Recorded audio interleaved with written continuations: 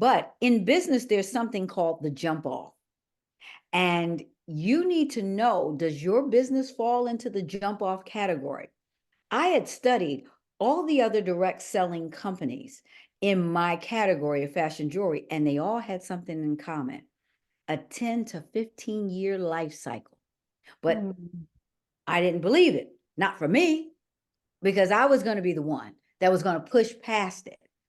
But I started to see the signs.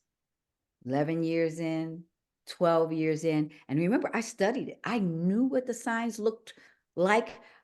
I'm not going to tell you, and especially the audience, I want to keep it real. I did see the signs, but I wanted to ignore them.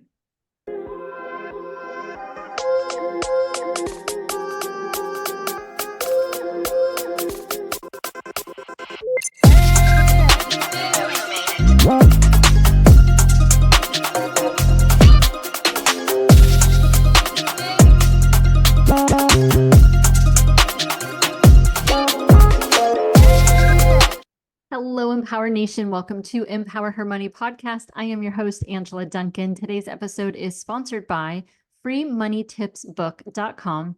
freemoneytipsbook.com. Head over there, download your free ebook, 7 Unshakable Tips to get you started on your financial journey. Today's episode, I get to interview Dr. Traci Lynn, and she's going to talk about how she failed several times in the business world, finally succeeded, sold her company. She's going to give you great tips, what she's learned, and we're going to talk about this term, jump off, which you've got to learn more information about, and of course, her book, Be Iconic Now. Hi, Dr. Traci. Welcome to Empower Her Money podcast. How are you today? I am outstanding. So excited to be here talking with you today. Thank you so much for joining me. I would love for you to start off with your story, kind of brief summary, how you got to and why you got to what you're doing today. Oh, wow. So yeah, let's make it really brief, but I started my entrepreneurial journey with my grandmother when I was 4 years old. She sold accessories, clothes out of the trunk of her car, and I was her assistant. So instead of daycare, I was selling clothes and jewelry. So I really learned business at the feet of my grandmother. And so I did that, of course, for many years. And then in high school, college, I went to the University of Michigan in Dearborn. I founded my national chapter of my sorority, and I realized that I could really unite women. So I had a real passion to help women, and it kept showing up in every area of my life. So I started a business, always had a desire, again, to bring other people with me. I like what J. Paul Getty said, I would prefer to get 1% of 100 people's efforts than 100% of my own. So I've lived by that and to empower other women. So started a business, it didn't work.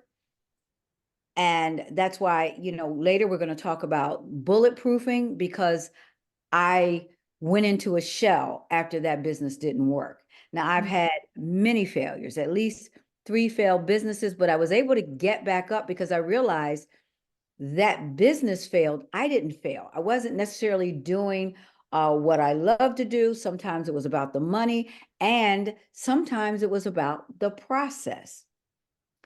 And then on my 3rd iteration, and I want the audience to hear that, 3 times of doing the same business, Traci Lynn Jewelry, 3 times. Start, stop. 3rd time, the 3rd time I was ready. And on that 3rd try, that's when the business took off. That's when we had over 100,000 women. And that's what got me to the place of having a national, one of the top national direct selling brands as a woman, until I sold that business, but getting me to a point that I could sell it and move to coaching, which is what I do today. Very nice. What do you think it is that some of the things that were different that 3rd time around that helped you reach that level of success? The main difference was me. I was ready. I had gone through the process. I understood how to, that's why I teach, how to bulletproof. I knew how to bulletproof myself, take my emotions off my sleeve, guard my heart with all diligence. So I learned a lot. And then, of course, my own business acumen, learning some things, learning the language of the bank, learning how things worked, which was a lot different than I was taught growing up. So those were the main things. And I was really ready to do it. Gotcha. So let's dive a little bit deeper into the first one, which is you were talking about trusting the process. What does that mean and what does it look like? So trusting the process, meaning that when I was a little girl, I believed that I was going to do something big and special. Now it could be because I'm an only child and my parents told me I was going to do something big and special. But I believed that. And I learned that there was a process. Just as I talked about starting a national sorority chapter, I was the president of that chapter. So I saw all these things that I was capable of doing as a part of the process. So even when I shut down the first version of my business, and there were women who got very jealous, and I heard them talking against me, and I shut it down. Now, then it happened a second time and I shut it down. So I realized now, if I'm going to do this, I've got to get a lot stronger and a lot wiser. And then I realized that I was missing some important information that I couldn't get from school. So I bought a franchise. I bought a franchise. I bought another franchise. So I had 3 franchises because I had to learn systems and processes. I didn't really quite understand it. So what's the best way? Buy a franchise and run it for 10 years. So I understood franchising, systems, processes, and how to set things up and set long-term goals. Okay. Sounds really good. Like that. So then the other thing that you mentioned was your numbers and bank language. What does that mean? Talk about that. Well, of course, because I owned a franchise, we had to do reporting. So I had to fill out certain reports. And I realized that as an entrepreneur, those were not things that I was used to doing because, the books were what they were. The bank account was really what I looked at. Are we profitable or not? What are we spending versus what we still have left? So owning a franchise taught me, no, you have to submit numbers. You have to, the numbers have to balance. You have to make sure that you get someone. The franchise called me in and said, we don't like the way you're keeping your books. It's time for you to get a bookkeeper. So I learned early about getting help. And then, of course, I got a bookkeeper. And then in my business, I had a controller who worked for me. And then I had an accounting firm. And then I had auditing. I did get audited by the IRS, but I had my own books audited from an auditor. So I learned, I learned a lot. The IRS taught me a lot, but the franchises taught me a lot. So I became a student of my numbers. I became a student of the banking system. I learned that I didn't need a bank that opened 7 days a week because with my account, the bankers came to me. I learned that. So I learned about the EBITDA. I learned about my spend, how many times the inventory needed to turn over, how I needed to mark up the inventory. So I really became astute and a student of those numbers. Yeah. So knowing your numbers, tracking them, having a system in place, and learning. So yeah, being a student, very important, and especially as a business owner, you definitely have to know your numbers, but you need to know what that means too. A lot of people will say, know your numbers. So I like that in depth of that. You also mentioned bulletproofing yourself. Talk about that. What does that mean? That means that I may not have given up on the first time of the business. I'm in the same business 3 times. So what changed? I told you I changed. I put on the armor. I put on this bulletproof vest that things didn't penetrate into my heart. And sometimes I found myself so emotional about everything. And I let small things do big damage to me. Conversations, what people are saying, people are going to say anyway. People are going to have something to say. So you've got to stand on what your business is and keep going. And I was providing a service for women to make extra money. And I understood that everybody wasn't going to like it. Everybody wasn't going to like my style of jewelry. So I learned to find my tribe. and do business in that niche of my tribe. And I still found great success because I knew what I knew, what I knew. And at this point, I knew my numbers. I knew when something was off. I learned that in the franchise. I knew when I had a thief in my business because I knew the numbers. Wait a minute, that drawer, you're in the fastest window and you only made that. So doing that helped me to really understand how much money to anticipate, how much money we're making, and then when was it time to make adjustments. I was never afraid to try new things. I didn't get stuck in the old. I kept reinventing what I needed to do to make it successful.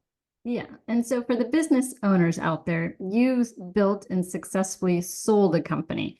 Talk about when you were ready to sell. How did you know that? And maybe some key points that you learned when you went through that process. And that's a hard process, especially when you have a love for the business. You think that this is going to be the legacy that you've come here to do, and you're going to leave it. But in business, there's something called the jump off.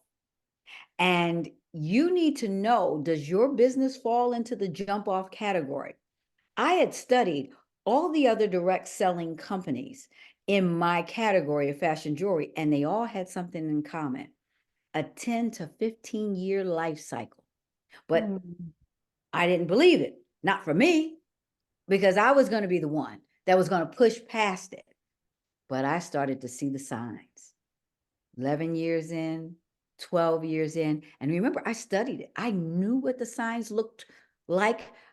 I'm not going to tell you, and especially the audience, I want to keep it real, real. I did see the signs, but I wanted to ignore them. But they were in my face. And I had to make a decision. So in business, there is a life cycle of a business. And if you are in that cycle, which my business fell into that category, there is a moment, there is a window of opportunity called the jump off. And if you miss that window, the business is still going to jump off, and then you may not have anything. So I had to decide. When the jump off came, I jumped off into another brand.